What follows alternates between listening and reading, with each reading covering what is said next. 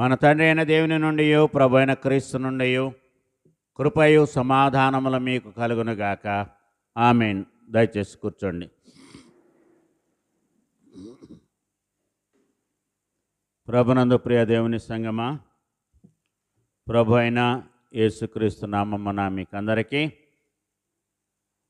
Arunodaya advent శుభాలను తెలియజేస్తున్నాను. ఇది 4వ రోజు.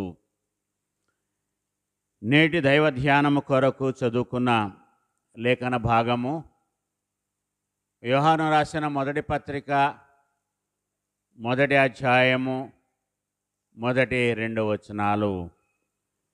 జీవవాక్యమును గూర్చినది, ఆది నుండి ఏది ఉండెనో మేమేది వింటిమో, కన్నులారా ఏది చూచితిమో, ఏది నిదానించి కనుగొంటిమో, మా చేతులు దేన్ని తాకి చూచెనో అది మీకు తెలియజేస్తున్నాను.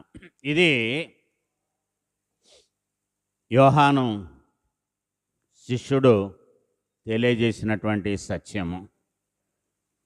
జీవవాక్యమును గూర్చినది.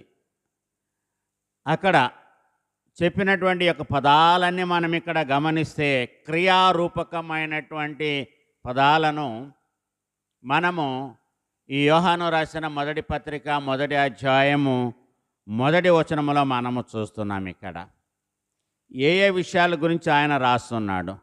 వినడము, చూడడము, కనుగొనడము, స్పర్శ, ఈ 4 మనిషికి ఉండేటువంటి జ్ఞానేంద్రియాలు 5.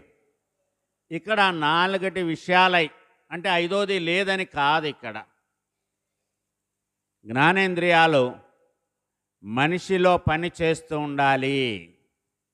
కాబట్టి ఇవన్నీ కూడా చాలా అవసరం. అంటే దేవుడు నరునికి ఇచ్చినటువంటి జ్ఞానేంద్రియాలో ఏ జ్ఞానేంద్రియము కూడా పని చేయకుండా ఉండదు దేవుని విషయంలో అనేటువంటి సత్యాన్ని ఈ వచనములో ఆయన తెలియజేస్తున్నాడు. దేనిని గురించి జ్ఞానేంద్రియాలు పనిచేస్తున్నాయి అని అంటే జీవవాక్యమును గూర్చి అని అంటున్నాడు. ఇక్కడ దేని గురించి? జీవవాక్యమును గూర్చి అంటున్నాడు. చూడండి, పౌలు ఫిలిప్పీలకు రాసిన పత్రిక 2వ అధ్యాయము 16వ వచనాన్ని చదువుకుందాం. 2:16.